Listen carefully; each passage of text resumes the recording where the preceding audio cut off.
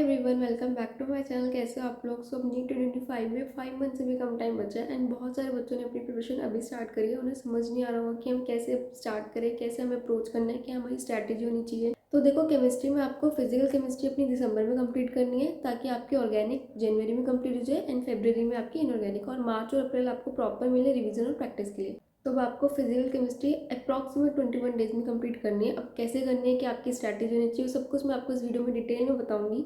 So don't worry, बिल्कुल भी tension मत लो। आपको पूरा रास्ता मैं दिखाऊंगी, लेकिन चलना आपको, ये बात आपको ध्यान रखनी है। जो भी मैं आपको इस वीडियो में बताऊंगी, इसके बाद आपको अपना उसे फॉलो करना है। सिर्फ वीडियो देखने से कुछ भी नहीं होने वाला, ना ही आपके मार्क्स में इंप्रूवमेंट आएगी, ना ही आपका सिलेबस कवर होगा। करना आपको है, कैसे करना है वो मैं आपको बताऊंगी, लेकिन वीडियो के बाद ये आपकी रिस्पॉन्सिबिलिटी कि आप उसे फॉलो करो और सिर्फ सुन के और देख के ना हटाओ। स्पेशली जो बच्चे सेल्फ स्टडी कर रहे हैं उनके लिए तो वीडियो बहुत हेल्पफुल होने वाली है, क्योंकि मैं सब कुछ जो भी आपको बताऊंगी कि आपको यहाँ से वीडियोस देखनी है, यहाँ से लेक्चर्स लेने हैं, सब कुछ उसके प्लेलिस्ट के लिंक मैं आपको डिस्क्रिप्शन में प्रोवाइड करूंगी।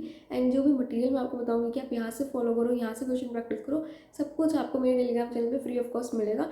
तो आपको बस जाके ज्वाइन करना है, डिस्क्रिप्शन में आपको उसका लिंक मिल जाएगा। मेरे टेलीग्राम चैनल पे ऑलमोस्ट सब कुछ है जो भी आपको अपनी नीट की जर्नी में चाहिए, ठीक है, जो भी आपको रिक्वायर्ड होगा तो सब कुछ यहाँ पे अपलोडेड है।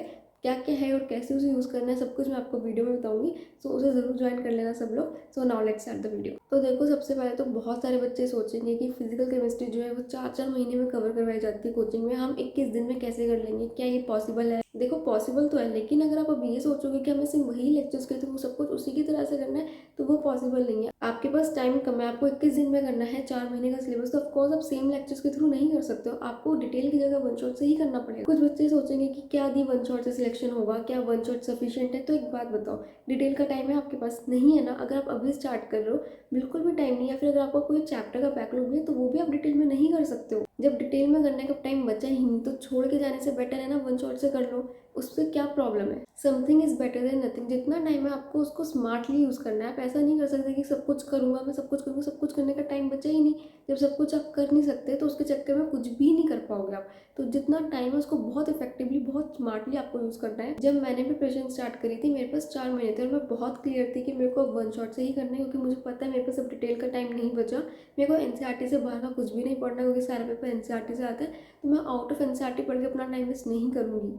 तो जितना टाइम बचा है ना आपके पास, इसमें बहुत ज़्यादा फालतू एक्स्ट्रा तो नहीं पढ़ सकते, लेकिन जितना आपको नीट के लिए नेसेसरी है, जितना आपको पता होना चाहिए उतना आप पढ़ सकते हो। उतना टाइम आपके पास अभी भी बचा है। सो सेम वन शॉट के साथ है, जब आप डिटेल देखते हो तो वहाँ पे डिटेल बैच में बहुत ज़्यादा आपको एक्स्ट्रा पढ़ाया जाता है, लेकिन वन शॉट में आपको सिर्फ उतना पढ़ाया जाएगा जितना आपको नीट के लिए ज़रूरी है। कुछ भी एक्स्ट्रा नहीं होगा और कुछ भी कम नहीं होगा। जितना आपको सफिशियंट है, जितना आपको जानना चाहिए, उतना सब वहाँ पे इन्फॉर्मेशन गिवन होगी। तो अब सवाल आता है कि कौन सी वन शॉट्स आपको फॉलो करनी है। तो देखो, अभी रिसेंटली प्रचंड बैच लॉन्च हुआ है 2025 के लिए, आप बिल्कुल उसे फॉलो कर सकते हो। तो जो चैप्टर्स वहाँ पे हो चुके हैं आप वो वहाँ से कर लो। बाकी जो नहीं हुए, आपको अपना सिलेबस डिले नहीं करना है, वो फिजिकल केमिस्ट्री के चैप्टर्स अपने लास्ट ईयर के प्रचंड बैच से कर सकते हो या उम्मीद बैच से कर सकते हो।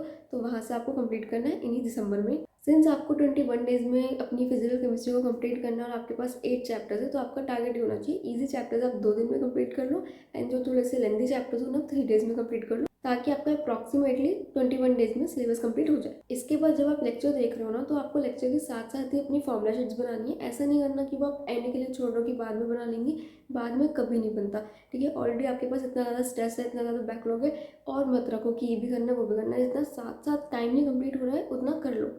जब लेक्चर देख लो तो साथ में एक पेपर पेन लेकर बैठो, ठीक है। जैसे ही कोई फॉर्मूला है बस उधर लिखते रहो, and at the end of the lecture आपकी फॉर्मूला शीट तैयार हो जाएगी। वो फॉर्मूला शीट आपकी बहुत हेल्पफुल होने वाली है आपको रिवीजन में, एंड वो आपके पूरे साथ रहेगी नीट के लास्ट दिन तक। आप उसे रिवाइज करके जाओगे नीट में, तो प्लीज़ उसे सीरियसली बनाना, एंड प्लीज़ उसे बनाओ। अपनी खुद की पढ़ाई में फॉर्मूला शीट से बहुत हेल्पफुल होती है और ज़्यादा लंबे टाइम तक हमें याद रहते हैं फॉर्मूलाज। इसके बाद जो बच्चे गलती करते हैं वो है आपकी एनसीईआरटी रीडिंग। बच्चे सोचते हैं कि मोस्टली हमें बायो में ही एनसीईआरटी पढ़ने की नीड है, फिजिक्स और केमिस्ट्री में नहीं पढ़नी।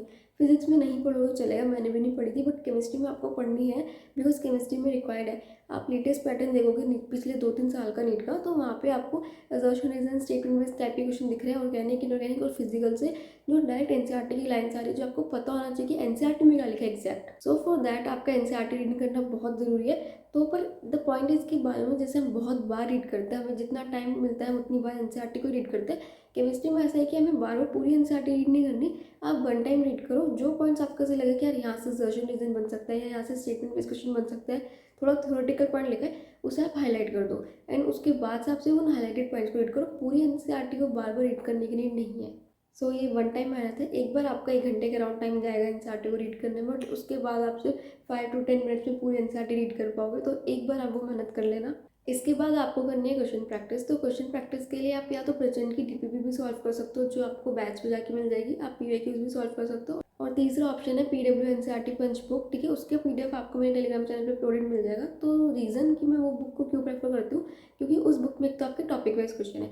अगर आपको कोई एक पर्टिकुलर टॉपिक आपको वीक लग रहा है तो आप वो टॉपिक के ऊपर बहुत सारे क्वेश्चन वहाँ से प्रैक्टिस कर सकते हो, ठीक है। वहाँ पे दूसरा रीजन सारे एनसीईआरटी बेस्ड क्वेश्चन है, कुछ भी आपको आउट ऑफ एनसीईआरटी क्वेश्चन नहीं मिलेगा। थर्ड, वहाँ पे डिफरेंट टाइप के क्वेश्चन है। अगर आप नीट का लास्ट 2-3 सालों का पैटर्न देखोगे तो वहाँ पे नीट का लेवल इतना डिफिकल्ट नहीं हुआ है, लेकिन डिफरेंट टाइप के क्वेश्चन आने लगे। तो आपका मोटिव ये होना चाहिए कि आप हर टाइप के क्वेश्चन प्रैक्टिस करके जाओ, ताकि कोई भी टाइप के क्वेश्चन आ जाए एग्जाम में किसी भी ज़्यादा क्वांटिटी में आप कर पाओ, ठीक है। चाहे पेपर में सिर्फ एजर्शन रीजन भरे हुए हो, सिर्फ स्टेटमेंट बेस भरे हुए हो, या सिर्फ न्यूमेरिकल्स हो, आप कर पाओ, क्योंकि आपकी उस टाइप की प्रैक्टिस होनी चाहिए। तो पीडब्ल्यू एनसीईआरटी पंच बुक में डिफरेंट टाइप के क्वेश्चन है, तो वहाँ से आप ये चीज़ भी कर सकते हो। तो इसलिए मैं वो बुक प्रेफर करती हूँ। आप वो बुक से भी क्वेश्चन सॉल्व कर सकते हो, उधर उसके सॉल्यूशंस भी है। तो आप तीनों रिसोर्सेज में से कोई भी रिसोर्स यूज़ कर सकते हो जो आपको बेस्ट लगे, ठीक है। अब आपको क्या करना है, जैसे आपने कोई चैप्टर डिसाइड किया जो आपको कंप्लीट करना है, तो आप उसका लेक्चर जो है एक साथ पूरे दिन में मत देखना, आप उसको डिवाइड करके देखना 2 दिन में, क्योंकि आपको एक दिन में तीनों सब्जेक्ट्स को पढ़ना है। तो आप अगर खाली सिर्फ केमिस्ट्री का लेक्चर देखोगे तो बाकी 2 सब्जेक्ट्स नहीं कर पाओगे।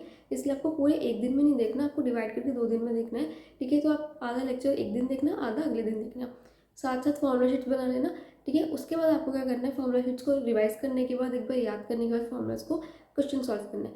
आप पहले पीवाईक्यूज कर सकते हो, उसके बाद चाहे आप डीपीपी सॉल्व करो या बुक से क्वेश्चन सॉल्व करो, जो आपको बेस्ट लगे। या अगर आपके पास कोई मॉड्यूल वगैरह है जहाँ पे एनसीईआरटी बेस्ड क्वेश्चन है तो आप उसे भी फॉलो कर सकते हो।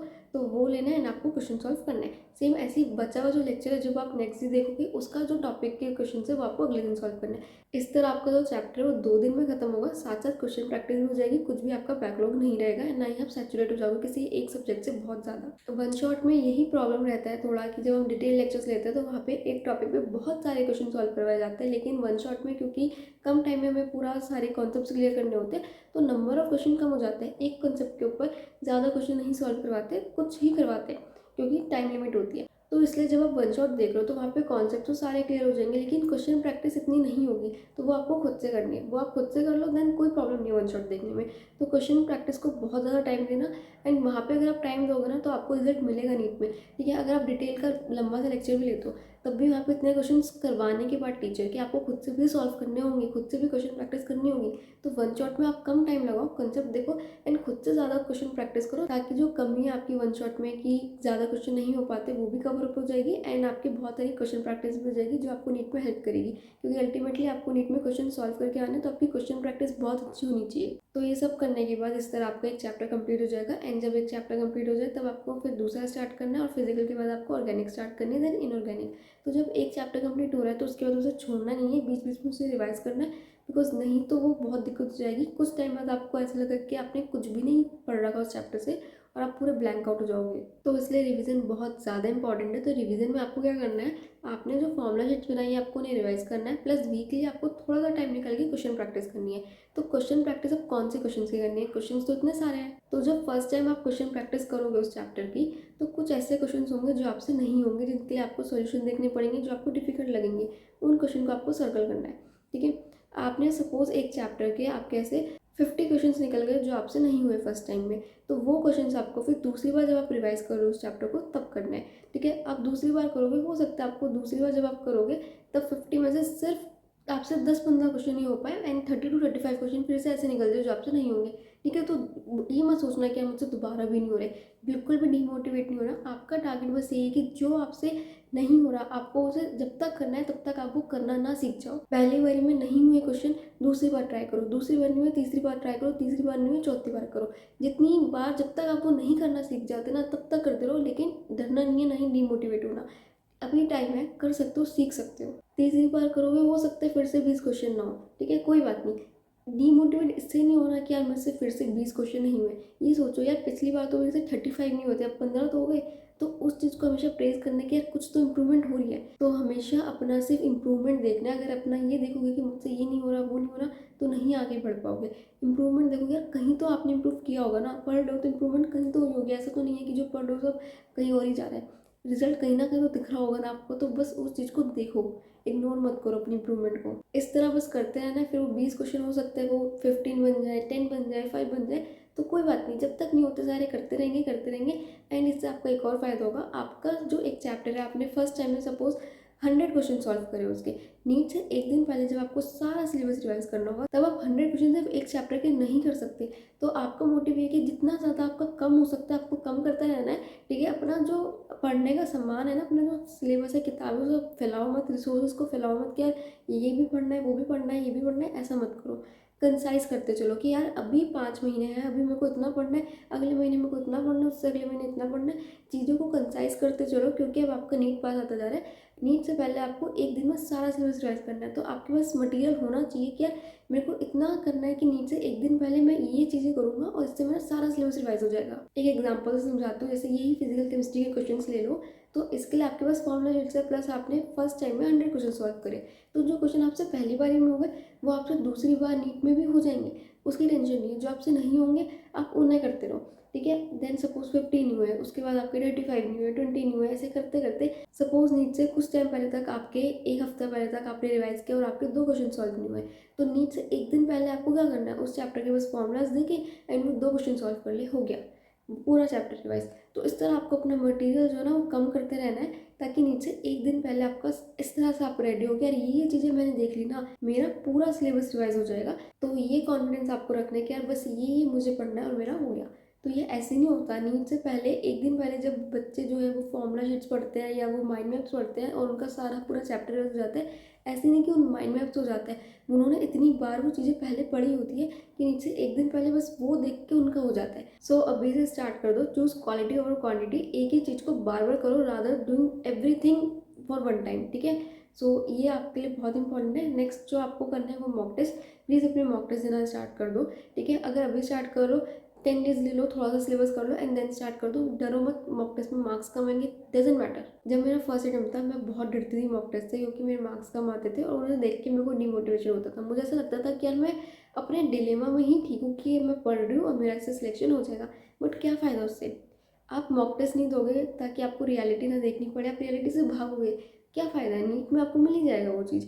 तो अब मुझे ऐसा लगता है कि अगर मैं उस टाइम मॉक टेस्ट को दे देती, चाहे उस टाइम अगर मैं रियलिटी को फेस कर देती, तो शायद नीट में मुझे नहीं करना पड़ता।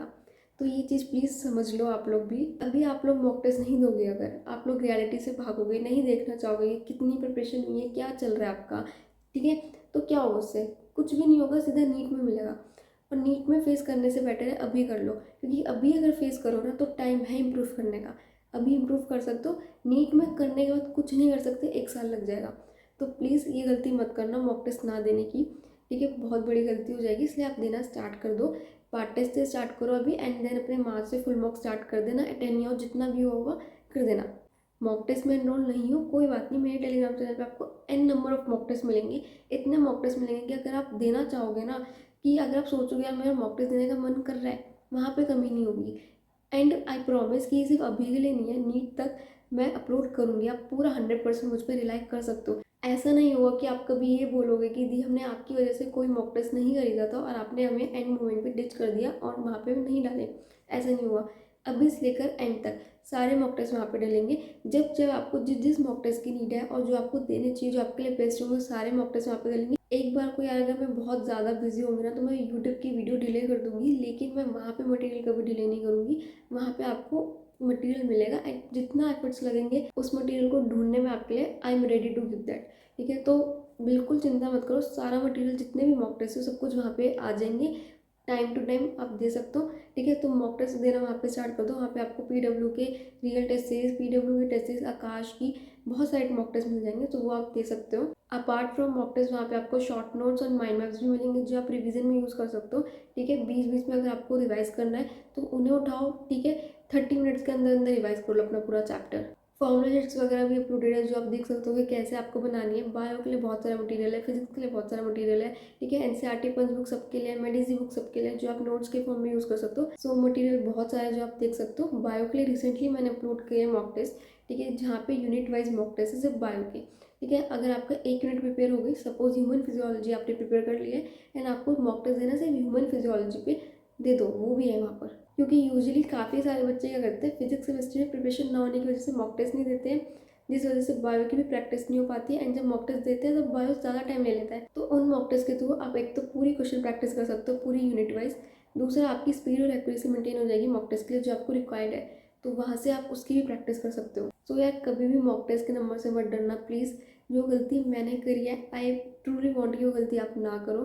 प्लीज़ मॉक टेस्ट दे दो, क्या हो जाएगा, नंबर कम आ जाएंगे, ठीक है, इंप्रूव कर लेंगे ना। अभी मॉक टेस्ट किसके लिए होता है, आपको रियलिटी पता लगे कि यार ये आपके कमियां हैं, तो ठीक है उसे फिर इम्प्रूव करो ना। अगर आप इम्प्रूव नहीं कर रहे मॉक टेस्ट देने के बाद, उसे एनालाइज नहीं कर रहे और गलतियां इम्प्रूव नहीं कर रहे, फिर कोई फायदा नहीं है मॉक टेस्ट का। मॉक टेस्ट देने से पहले एक चीज़ क्लियर कर लेना कि यार मॉक टेस्ट को देने के बाद 2-3 घंटे और लगाने से एनालाइज करने में, और उसके बाद जो गलतियाँ निकल रही है उसे इम्प्रूव करने में। अगर उतना टाइम दे सकते हो तब मॉक टेस्ट दो, वरना फिर कोई फ़ायदा नहीं है, क्योंकि फिर आपने जस्ट वो मॉक टेस्ट दिया, नंबर देखे, और उन नंबर का कोई फ़ायदा भी नहीं है। एंड अगर आप बस मॉक टेस्ट देते जा रहे हो, ठीक है, देते रहोगे, अपनी गलती एनालाइज करते रहोगे, there will be a time कि जब आपका मॉक टेस्ट का स्कोर इंप्रूव होगा। अगर आपको मॉक टेस्ट के स्कोर में भी कभी इंप्रूवमेंट नहीं दिखी ना, तो नीट में ज़रूर होगा। ठीक है, मेहनत कभी वेस्ट नहीं जाती। सो हमेशा पॉजिटिव रहो और किसी भी सिचुएशन में आपको डरना नहीं है। ठीक है, ना ही स्कोर से डरना, ना ही टाइम से डरना। अगर आपको ये है कि सिर्फ इतना कम टाइम बचा है और कैसे होगा, तो एक बात हमेशा, जब भी ऐसा लगे ना यार बहुत कम टाइम बचा है कैसे होगा, तो एक बात बोलो बस खुद को,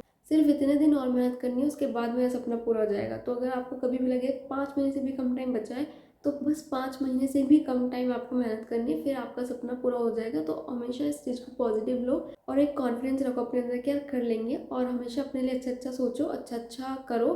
ठीक है, अच्छा अच्छा बोलो, अपने लिए कभी नेगेटिव मत बोलना। ठीक है, so that's all for the video. अगर वीडियो अच्छी लगी हो तो प्लीज़ लाइक करना, और चैनल पर नए हो तो सब्सक्राइब कर देना, अपने दोस्तों का शेयर भी कर देना, टेलीग्राम चैनल ज्वाइन करना बिल्कुल मत भूलना। कोई भी डाउट हो आपको, या आपको नेक्स्ट वीडियो किस टॉपिक पे चाहिए, तो आप मुझे कमेंट में बता सकते हो। और ये वीडियो कैसी लगी हो तो प्लीज़ बताना, और अगर रेडी हो 21 डेज का चैलेंज लेने के लिए तो कमेंट में लिख कर जाना चैलेंज एक्सेप्टेड, और सब्सक्राइब भी जरूर कर देना please. So thank you so much guys for watching my video. All the best guys for NEET preparation.